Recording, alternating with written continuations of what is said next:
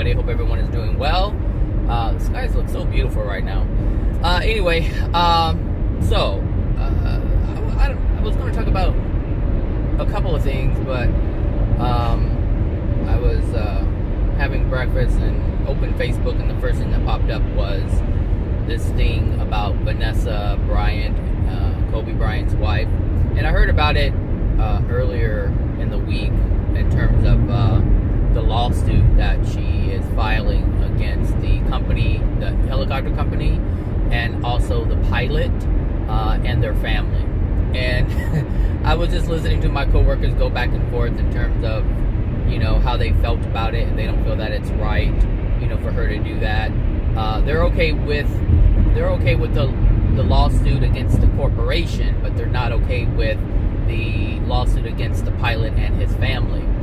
And I was like, putting all this stuff together in terms of Kobe Bryant's childhood and the rift between his family, and how the memorial or the service went, because they were listening to it at the office, so I was kind of hearing what Vanessa was saying, and a couple of things stood out to me right away. And it was, the first thing that stood out was how she was describing Gigi, which is her daughter who died, and how she was describing her of being kind of like sassy and being sarcastic. These were things that she said she misses from Gigi. And I was thinking, I was like, okay, first of all, sarcasm is something that happens when you're angry. And obviously when you're angry, there's sadness that you're suppressing. There's grief that you're suppressing. And so it's like, okay, so sarcasm it can be a form of protection for some, because it wards off people before they even get close to you. Shuts them down before they ever get a chance to harm you. So this is what sarcasm is used for, and where it's born from. And so I was like, okay, hold on, straighten out my camera. I was like, okay, so this is her daughter. So that means her daughter is dealing with some things, or I should say not dealing with some things, but has some things within her soul that need to be dealt with. And the fact that her mother, Vanessa, is fond of this. Oh, because she said she's also sarcastic. And so I was like, okay, so I'm getting a fuller picture as to the dynamics behind closed doors, if you will. But because this person prides themselves in this behavior, they don't see anything wrong with it. So they're willing to put it out there. Usually we hide things that we see are wrong, but when we don't see something is wrong, we don't mind exposing it. So, I was listening to that, and then, I was, because I couldn't figure out why Kobe Bryant and his daughter passed. Like, I know there's a reason, but how was this working? Like, I knew it was their law of attraction, but I didn't know it fully, like why the law of attraction was doing what it was doing. That's the part that I couldn't figure out, because I didn't have enough information to it's like, the answer, the answer, but now you have to figure out the problem that's making the answer, that's creating the answer. So we can see the effect, but what is the cause? And so I was looking at all these, trying to, understand, and then I let it go. And then all of a sudden, when I saw that this morning, it just came to me so quickly. I was like, I see. So, Kobe Bryant had a lot of pain, and he experienced a lot of loneliness and sadness growing up, and even more so through his teens and adulthood. And when he met Vanessa, I think he was 19 or something like that, he was already in the groove of suppressing emotional injuries by achieving greatness in terms of physical form. So he would succeed, which is why he was, on the Lakers, because he was good at what he did, and he practiced and made sure that he was one of the best, if not the best. So, being that this was his groove already, he was in complete in full-fledged denial mode, and he was doing it by the way of making achievements.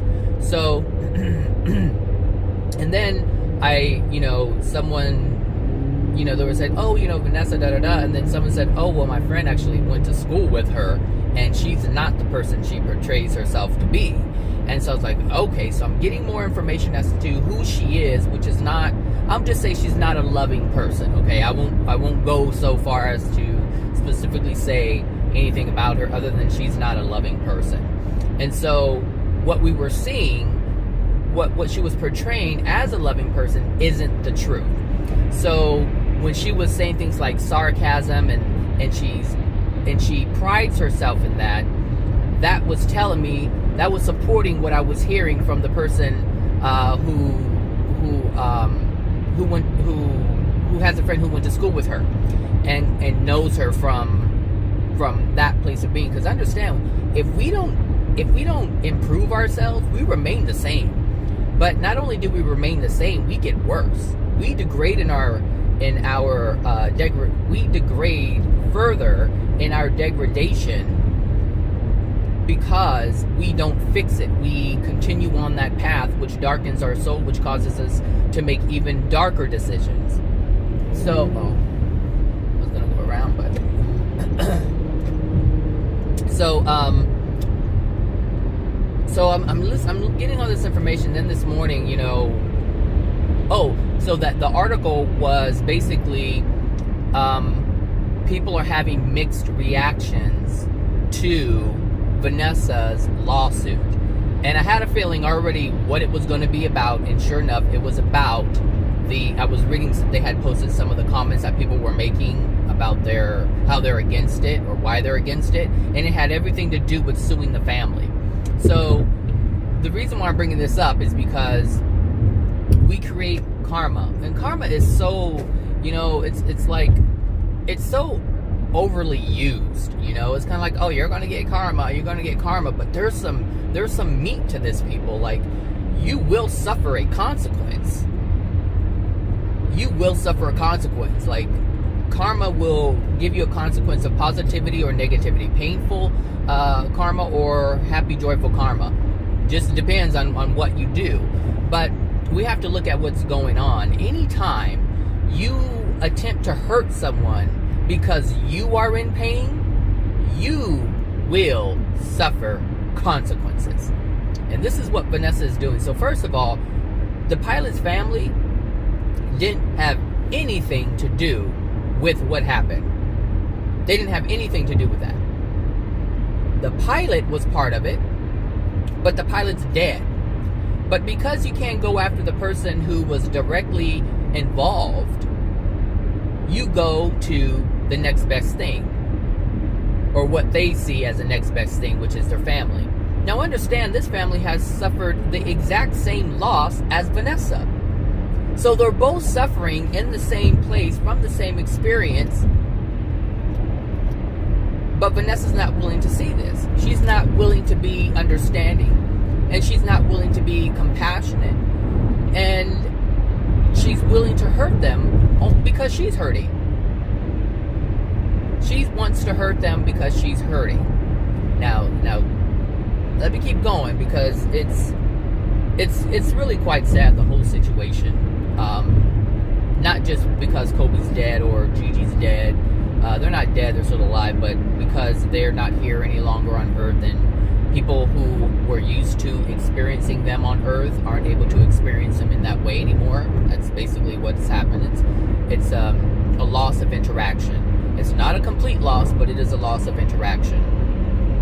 But it's temporary. But for those who don't understand life and death and afterlife and incarnation and what the process is, of course you're going to feel like you lost something. But if you understand what it is, and you understand that it's temporary, and once you kick the bucket, you'll be with them again. So that's why, grieve what you need, but don't live in it. You don't have to live in it. Nothing is forever. Or I should say, no experience is forever except for the life experience.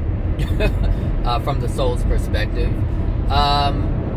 So anyway, going back to this, I was like, okay, putting this together, because I was like, well, how is the karma how is the karma being divvied up, if you will? And I was like, okay, I can see. I know when we experience loss, it's part of our karma. Like, it's our law of attraction is what I meant to say. It's our law of attraction. But how? How does it fit? And I was like, okay, Kobe Bryant isn't the only one who died. Gigi died too. And so there's a sense of, I'll just continue to say, there's many unloving aspects to Vanessa. And there's a lot that Vanessa has taken for granted. And because of this, something had to be taken away. Now, someone might say, well, how is that fair that the universe or God would take a life away like that? Well, it wasn't done to punish Vanessa, but Vanessa needed to feel or recognize the things that she was taking advantage of. The thing is, Kobe and Gigi were cooperative components. Understand, if you've been listening, you understand how emotions are transferred at conception. Kobe's pain, because understand, when Kobe was young, he had a great deal of pain within his soul. As Kobe got older, the pain increased. Not only did it increase, he suppressed it. So it was not only there, but it was building up, and he was completely ignoring it. So it grew and grew and grew. So his soul condition darkened. More degradation was within his soul. So by the time Gigi was conceived, there was much more degradation in his soul than when he was a little boy. So I don't know when she was conceived. I don't even know how old she was, but obviously she was in her teens, I believe, or early. I think early teens. I don't know how old she was, but at least 10 years had already passed. So by the time she was conceived, there was a great deal of emotional trauma or emotional degradation and emotional injuries within his soul. And at that point, they were immediately transferred to Gigi at conception. When that sperm hit that egg and life began for that soul, or physical life began for that soul absorbed all of the emotional injuries that Kobe had at that time, including Vanessa's, whatever those are. I don't know the full, I don't know her story. I just know that she wasn't a loving person, she wasn't a truthful person, and she's I would say she's been described as being very selfish, all right? And took things for granted.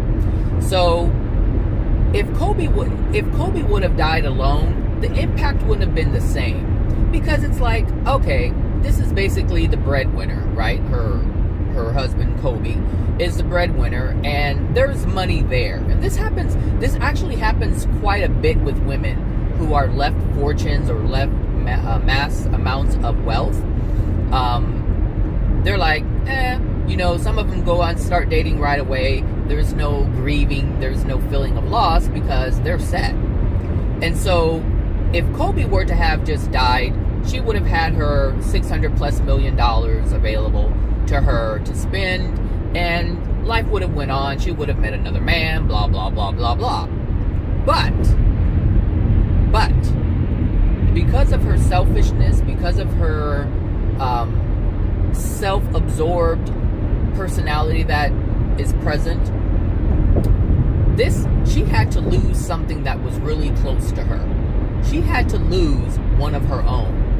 So Kobe was already a cooperative component because of all the emotional injuries that dwelled within him. But his daughter Gigi was also a cooperative component because she carried the same injuries that he did at the time of conception. Now, sarcasm is something that is used to deny the truth of your pain. So if Vanessa is saying that she was sarcastic, then Vanessa's saying that my daughter had issues that she didn't want to deal with, so she used sarcasm to hide it and to protect herself. Now, protect herself from what? Emotional pain. So that means she didn't want to feel emotional pain, which means she suppressed emotional pain that she experienced through or via her environment. Now, people may say, well, what kind of emotional pain would you have when you have all that money? Trust me, money is irrelevant when it comes to emotions. Money is irrelevant when it comes to the soul. Money is irrelevant when it comes to the condition of your being, of your soul. It is absolutely irrelevant. It's irrelevant now, and it's going to be irrelevant when you die. There won't be any money, and the only thing that you have is what is in your soul. That's what you have to work with. That's what you have to face. And if you continue to deny that, your pain will increase. Now, when I was looking at this, I was like, okay, now I get it. Now it makes sense. Because it has to be just. All of God's laws are just. All of God's laws are meant or designed and meant to prove or to show you something for your own benefit, so that you can improve your being. So God's laws are in place to eradicate the unloving things that we hold within our being that cause us to act in a way that is equally unloving. So, when you don't care for people and all you care for is money and you're materialistic, meaning that's what your focus is, and you don't focus on people, you don't focus on the human being, you don't focus on love, you don't focus on these positive aspects, you're going to be reminded that you're on the wrong path. And if you continue to ignore it, and this is why, I'll just say this. If you continue to ignore it, it will be presented to you that you are ignoring it and you're on the wrong path. It's going to come to you. And it came to her.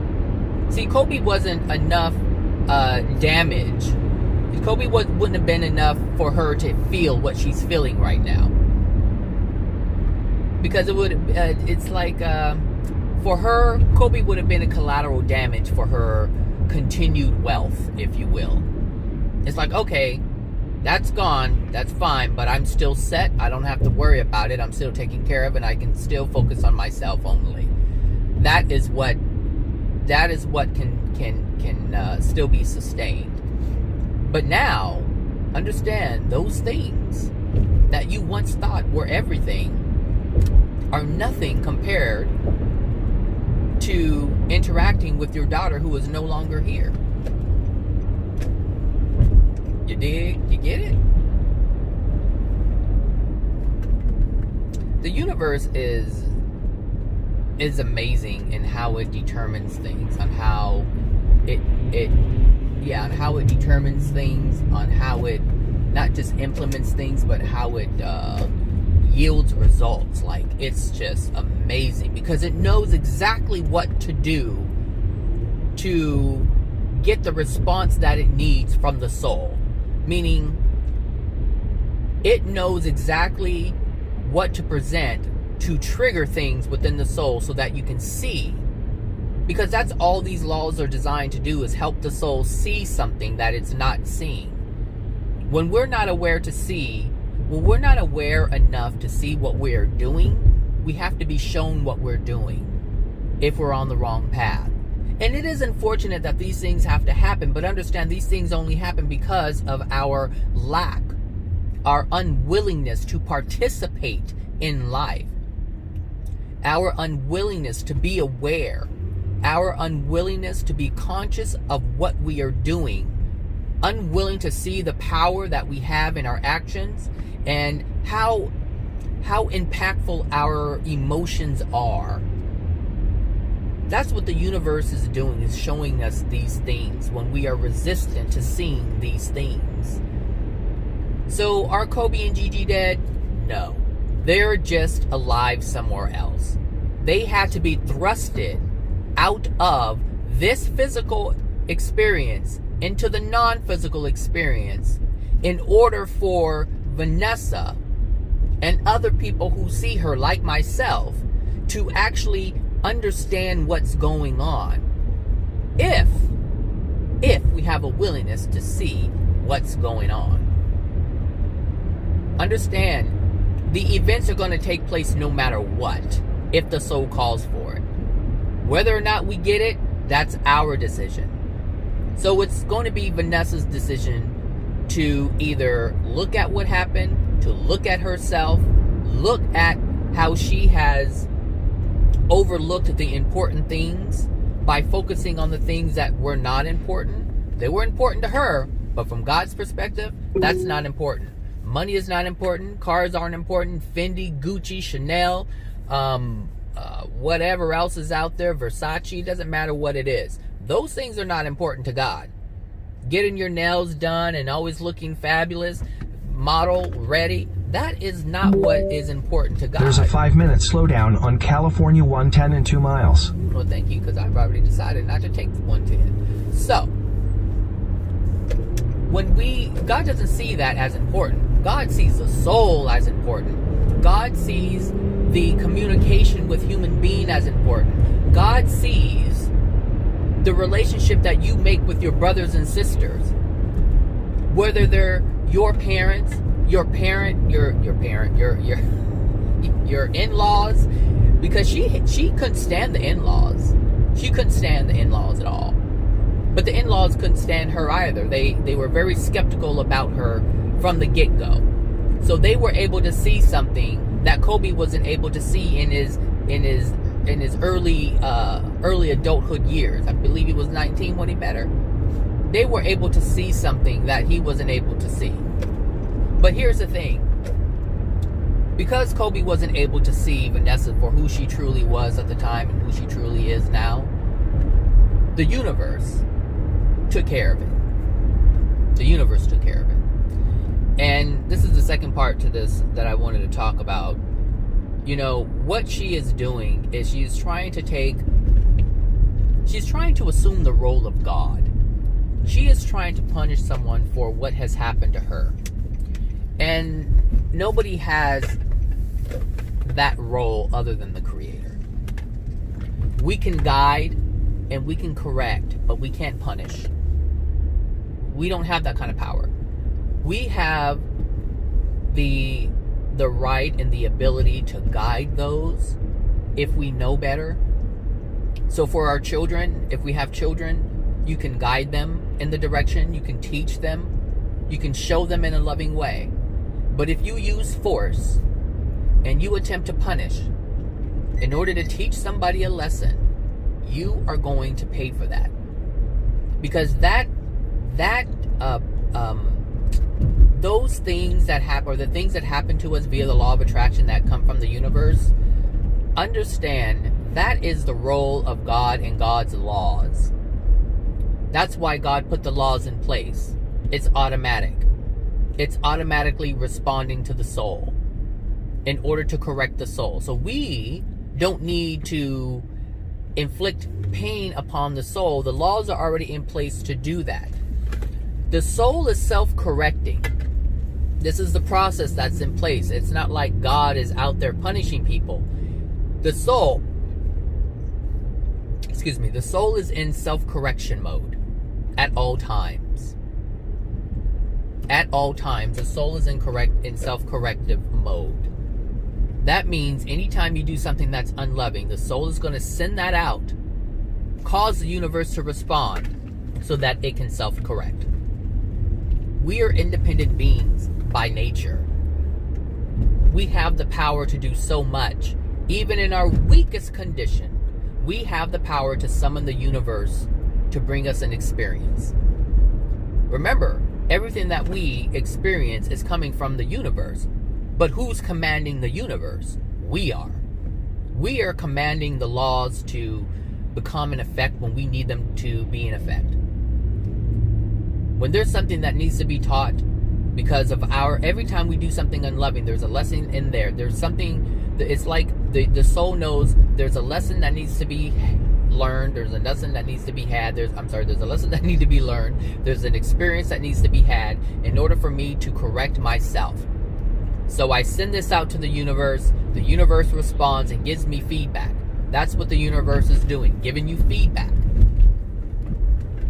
This is why when you involve yourself in something that you're not supposed to, you have no business involving yourself in, you get feedback. Stop it. You're not supposed to be doing this. This is not your role. This is not your place. But most people keep doing it. That's why I say leave. That's why I've said in the past, what I've learned is to leave people the hell alone. Leave them alone. or you shall suffer the consequence for interfering into something that you don't have any business interfering in. It's none of my business. It's none of your business. You have to let people experience their law of attraction. So, understand that the family of the pilot lost because it's in their law of attraction to experience that loss. What did they take for granted? What were they not seeing? Because the thing is, the law of attraction, it causes us to feel something that we're not supposed to be, that's not supposed to be within our soul. So, for instance, if you feel loss of a loved one, you're not to feel the loss of a loved one because there is no loss. There is no death. But if you feel that, it's because you have a false belief in regards to that subject. So, of course, that has to happen so that you can learn the truth of what really is. At the same time, the person who died had a great deal of degradation within their soul, and they were the perfect component to deliver that message to the people here who are left behind here on earth. It's all cooperative, people. Nothing is ever done in malice from the perspective of the Creator. Everything is to teach you something that you do not know, so that you learn and understand and become better. And it's not just the people involved, it's myself included. When I see things like this, I can see the universe in action. I can see the gears of the universe turning and cranking out the experiences that it's cranking out via the events. I can see it all. And that helps me because it helps me in my situation because it solidifies what I already know. It becomes solidified within my being. And that's what we're looking for. We're looking for truth to be solidified within our being. It's one thing to learn truth. You can learn something new today. Maybe this is your first time hearing this video and you heard something for the first time that you've never heard before. It's new to you. But it has yet to be solidified within you. Because obviously you have a different belief. And you just heard a different perspective. So now it would be up to you to investigate, to find out what if it's the truth, and allow it to be solidified, so that whatever is solidified now can be removed. It's to benefit everybody. And the thing is, this is basically on the world stage, so everyone has an opportunity to see this. Everyone, not just me, not just the person or the people who are directly involved with it. So, Jesus. Oh, don't try to step on the gas now. Not the Tesla, that white van behind me. So tying this into the whole reason why I'm doing this is, be careful of the actions you take when you're angry. Be careful of the things you do to others when you're in anger. Any action or decision made in anger is a wrong one. It's a wrong decision. Why is it zigzagging like that? 3rd Street. I don't know what this 3rd Street.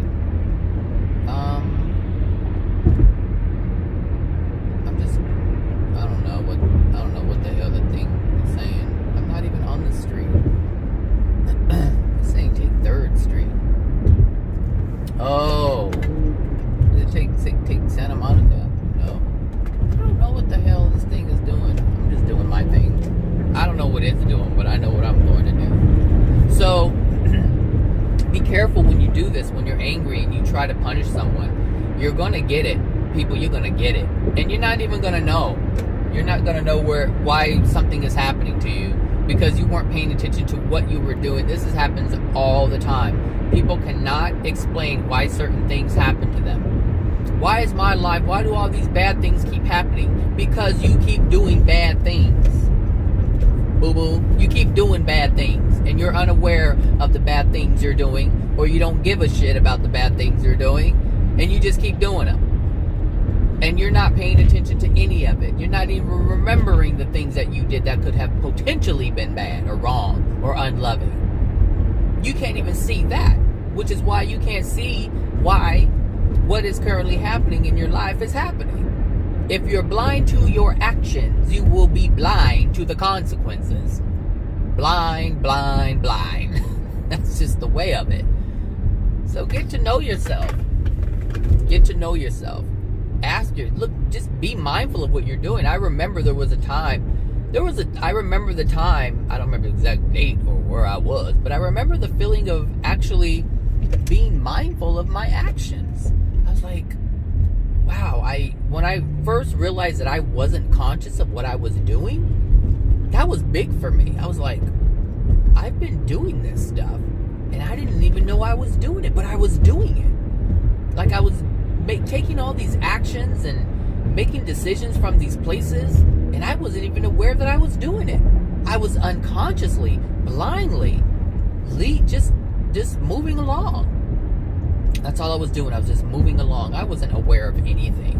Unconscious of just about everything that I was doing. Even when I knew I was doing something in anger, like, I didn't realize I even knew what I was doing in that moment. Like, there was a part of me that was just so disconnected. So I understand how people can live through life not realizing what they're doing or how they're destroying themselves and destroying other people's. Like, I see how easy that is. I see how easy it is to be in that space and not even be aware that you're in that space. So I get it. I understand. But Jesus, when you're being presented with this information that we are oftentimes not aware and we need to be aware, sit down, stop and think, for God's sake. I mean, take some kind of, initiative to develop yourself. But I understand if you're in denial, you're not going to want to do this. So I get it. But Jesus, I see it from a different perspective now because I'm in a different place. I'm very aware of everything that I'm saying and doing. I'm aware of it before it even happens. I'm aware of the thought. I'm aware of the intent that is behind it. And when you're aware of your intent, that's a good place to be. It's an even better place to be when you don't have to monitor your intent, because your intent is always pure. But my intent isn't always pure because I have degradation within my soul. So there are some times I want to lash out, but I'm like, you better not lash out. You better not hurt that person. You better not do that. You better check yourself. And the thing is, even though the intent to inflict harm upon someone is there at times, the Creator knows my intent, my true intent. So what I'm doing is I'm catching my soul. I'm catching my soul from taking an action that it feels it should take, or it feels it should make in the moment. That's what I'm doing. I'm using my mind to catch myself. I'm using my being to catch what's there. It's like there's a part of me that is removed from myself and analyzing my thoughts, my feelings, my words, my actions. There is a part of me that it's like the New Age people would probably call it like the oversoul. You're seeing life through your oversoul or your higher self. This is how they would make sense of it, but that's not what it is. It's not another part of you, but it does feel like that. I've even heard I almost said Montel Jordan. Jordan Peterson, I think it's Jordan Peterson. He's a psychologist. I've heard him describe it as like he doesn't know how to fully put it into words, how to fully explain it, but there's an outside aspect of ourselves that kind of monitors our being, our consciousness. It's like a separation, and so he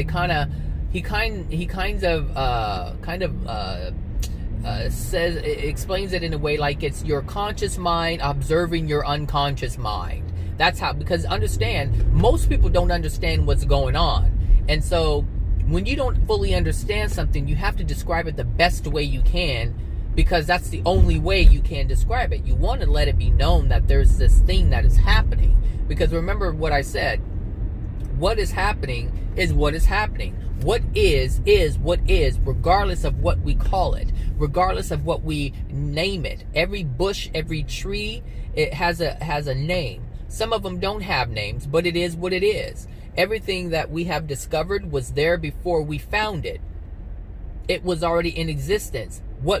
How we identify it and what label we put on it is something completely different. So this is what I'm saying, like, things are happening. People are discovering that these certain things are happening, but we don't know we don't fully understand it. But this is how we can define it based on our ignorance, based on our limited understanding or limited knowing. And so this is why it's so important to, get to know yourself. I mean, even, look, there's one thing I've noticed or realized is that he feels a little better today, but that man is in a darker place. He's in a darker place. I think, from what I'm noticing, I think less and less people are helping him, because probably for the same reason why I, didn't want to, because I kept seeing him there. I'm like, like, people help you to help you, but when people help you, they expect you to do something with that help. There's an expectation placed upon it, and so when you constantly help people and you don't show any improvement, it's like, why am I gonna take from me to help you when you're not willing to help yourself? And that's, like I said, that's what I had to do with, my friend. It's like, you're not willing to help yourself, and so it doesn't make any sense for me to help you, because you're not doing anything with the help, which means I'm not really helping you. I'm sustaining you where you are. So continually giving this man change or money, or food on the street isn't helping his situation, because he's still in the same situation, begging for food and money and whatever. So anyway, I just, he's experiencing his law of attraction. It's like the creator will allow, or the universe will allow, for someone to receive help. But if you don't do anything with that help, you will suffer the full weight of your soul condition. God is allowing, but God isn't stupid. God is not going to allow someone to continually degrade themselves in a way that sustains their suffering. Like, they're not going to do that. So how do you get someone to change or to do something? You cause pain. But the soul is the one that's causing pain. It's not God doing it, but God is this is the process that God has in place. You can question it if you want to. You're wasting your time by questioning God's universe and the structure of it and the laws of it. You can question it. Many people do, but they will end up frustrated. They usually are already frustrated because they can't figure out why God would allow this. This is something huge with people. If God is, why? Look, you're spinning your wheels, and you're going to frustrate yourself because you're trying to prove God to be wrong. You're saying, how can God do this? Because you see what God is doing is wrong. You see God's plan as being wrong. You see God's universe as being wrong. You see God's laws as being wrong. You just see them as being wrong. Wrong. And so you want to try to prove something that is absolutely right and loving and correct and true. You can do that if you want to, but again, you're wasting your time. And you're degrading yourself, because you're trying to project something that's unloving to something that is absolutely loving. You're trying to project lies upon something or someone when there is absolute truth there. So of course, that's an unloving thing, to try to make someone look unloving when they're loving, or trying to make someone look like they're a liar when they're living in nothing but truth, when they are the creator of truth. This is why I'm saying, like, look, you gotta people. You gotta see what you're doing. That's why I say be aware, be knowledgeable of what you're doing. Oh, come on. I mean, if you're gonna jump in front of someone, what are you doing? Oh, you know what? I don't know what you're doing. I don't think you do either. How are you gonna jump in front of people to do all that madness, and then you want to drive slow? Foolish.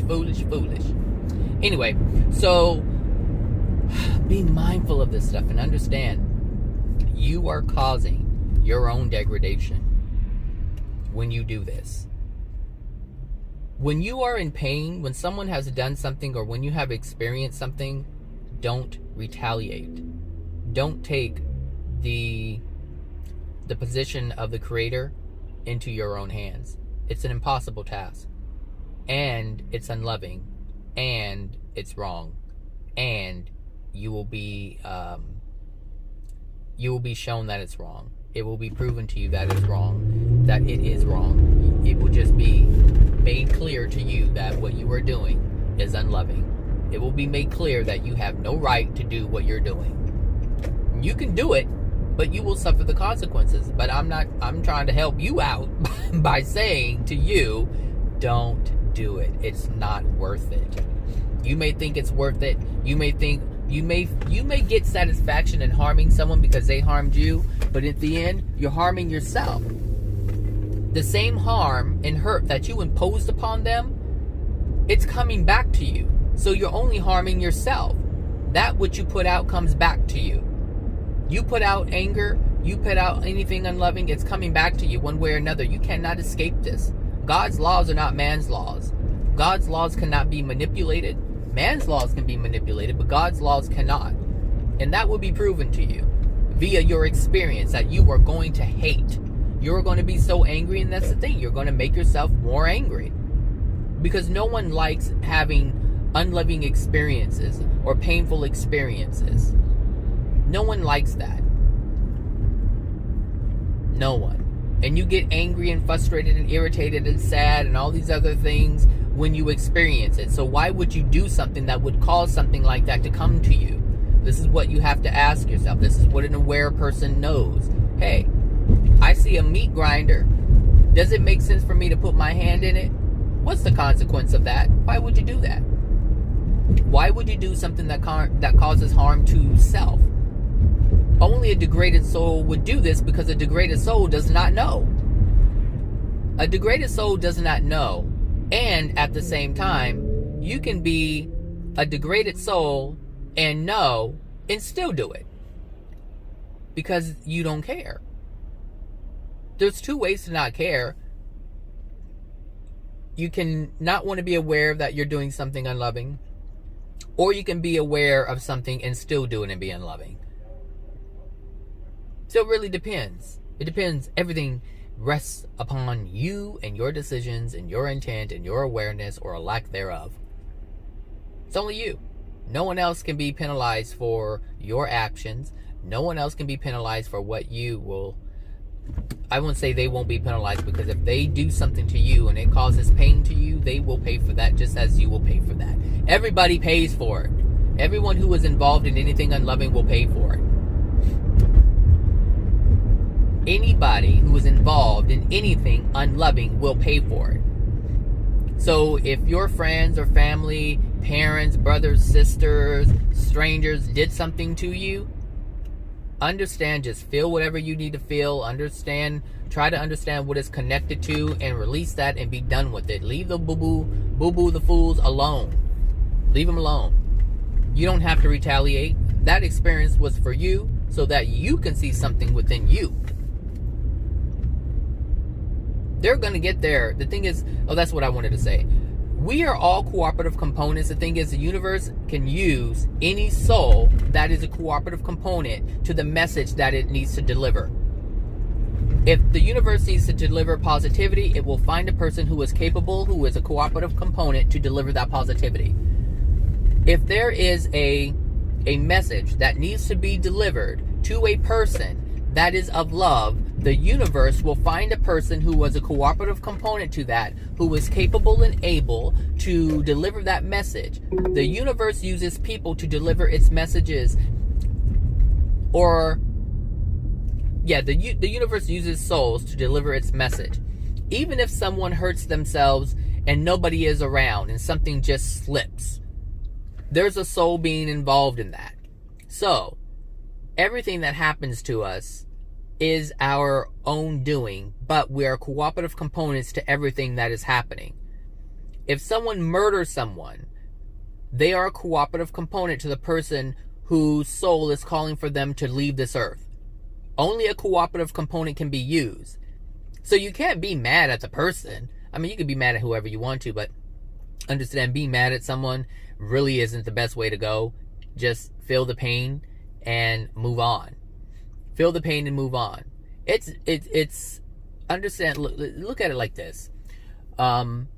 If you do something to someone, or I should say, if someone does something to you and it hurts, it is best to suppress the pain because you're the only one being harmed than to suppress the pain and be angry about it and harm someone else. Because now you have to deal with the degradation of not dealing with your emotional injuries. But in addition to that, now you have to deal with the pain that you caused the other person.